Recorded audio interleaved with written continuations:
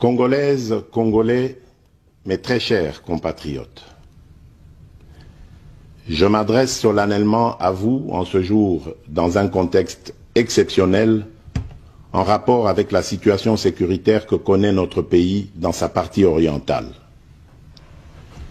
Ce contexte d'agression et d'occupation des territoires dans le Nord Kivu est perpétré par le groupe terroriste dit du M23 avec l'appui avéré en hommes et en logistique du Rwanda. Au moment où je fais cette adresse, nos agresseurs occupent certaines localités dans le territoire de Rutshuru, occasionnant ainsi un drame humanitaire avec plus de 200 000 compatriotes forcés de fuir les affres terroristes dans les zones de combat. Ils se retrouvent en dehors de chez eux, sans logis, sans nourriture et sans soins. Des instructions précises ont été données au gouvernement pour leur rassemblement et leur prise en charge. Au-delà de ces efforts, j'en appelle à un élan général de solidarité pour alléger leur fardeau. Certes, cette situation n'est pas nouvelle. En effet, depuis plusieurs décennies, des groupes armés nationaux et étrangers écument l'est de notre pays en y commettant des atrocités innombrables sur fond d'exploitation illégale de nos ressources naturelles. C'est ainsi qu'à l'occasion de mon avènement, j'avais été amené à prendre l'engagement devant la nation de rétablir au cours de mon mandat la paix et la sécurité là où elles sont compromises et de les consolider là où elles existent. Sitôt dit, sitôt fait, j'ai sans délai et de bonne foi commencé à développer, notamment avec tous nos 9 pays voisins, une diplomatie de proximité en vue d'établir avec eux des relations de coopération franches, transparentes et de caractère gagnant-gagnant.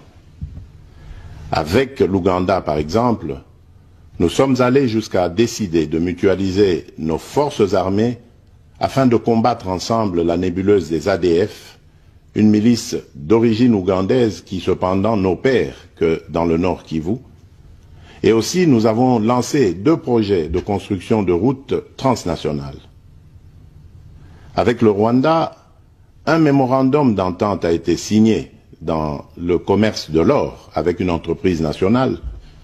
Une ligne aérienne a été ouverte à la compagnie nationale rwandaise dans notre pays et un accord de non-double taxation a été signé.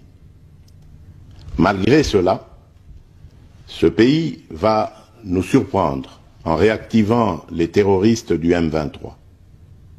Alors qu'il avait été défait par les armes en 2013, le M23 va refaire surface en prenant notre armée à court, notamment à Bunagana, cité qu'il occupe depuis le 13 juin 2022.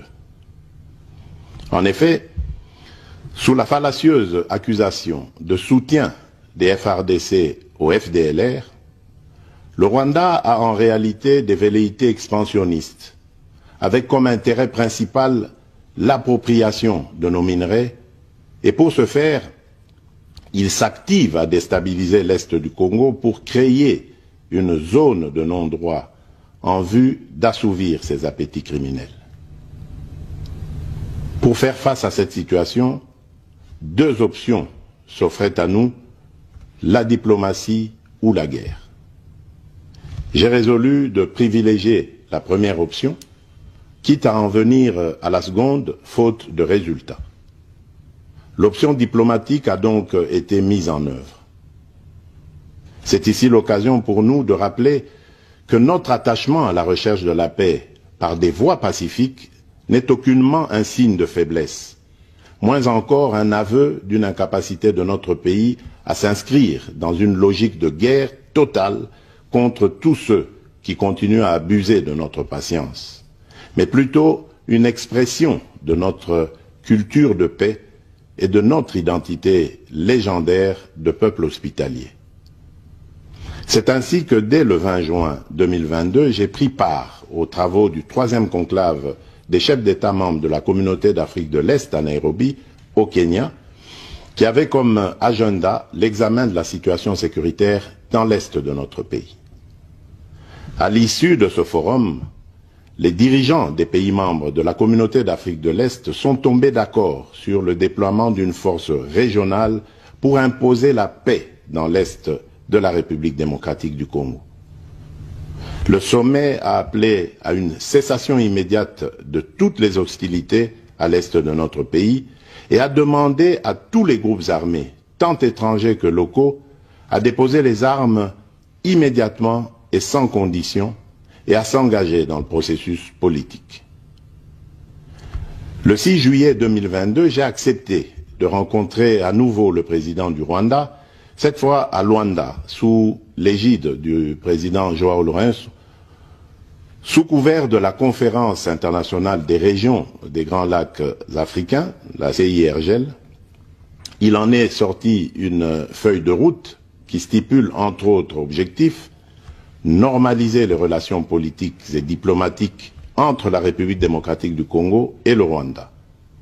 Et pour y parvenir, la première action retenue, arrêt des hostilités et retrait du M23 des positions occupées conformément au communiqué final de Nairobi.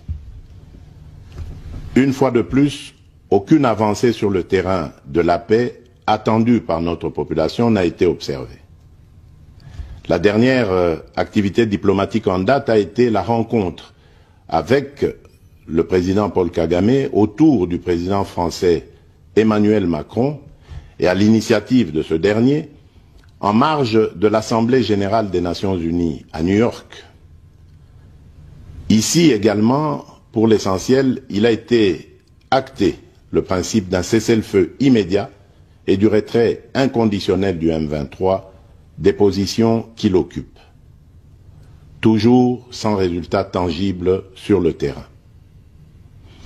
Mes chers compatriotes, comme vous pouvez le constater, malgré notre investissement et les efforts fournis dans cette optique, la paix et la sécurité ne sont pas au rendez-vous. Garant de l'indépendance, de l'unité nationale et de l'intégrité territoriale, je réitère mon engagement constitutionnel de défendre la patrie jusqu'au sacrifice suprême.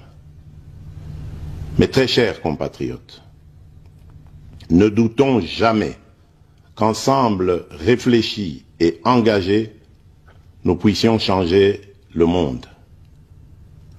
À vous, nos vaillants soldats, vous qui avez pris l'engagement de servir sous le drapeau, je vous invite ici au sens élevé du patriotisme en ce temps particulièrement exceptionnel de notre histoire, de défendre notre pays, de protéger l'intégrité de son territoire et d'assurer la sécurité des Congolaises et des Congolais contre toute agression ou attaque d'où qu'elle vienne.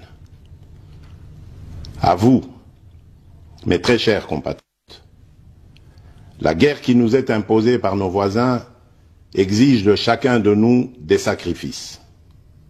C'est le moment de taire nos divergences politiques pour défendre tous rassemblés notre mère patrie.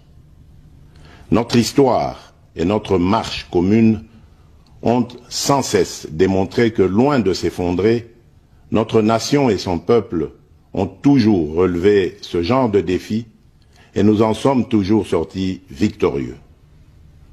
Restons tous unis et solidaires derrière nos forces de défense et de sécurité. La situation actuelle, loin de nous affecter, n'est qu'une épreuve de plus que nous allons surmonter pour raffermir davantage notre unité. Au-delà de tout clivage politique, idéologique, religieux et tribal, la défense de la mère patrie est le seul objectif qui doit nous unir en ce moment. Le pays nous appelle. La nation a besoin de l'engagement de toutes ses filles et de tous ses fils. Je vous appelle à ne pas céder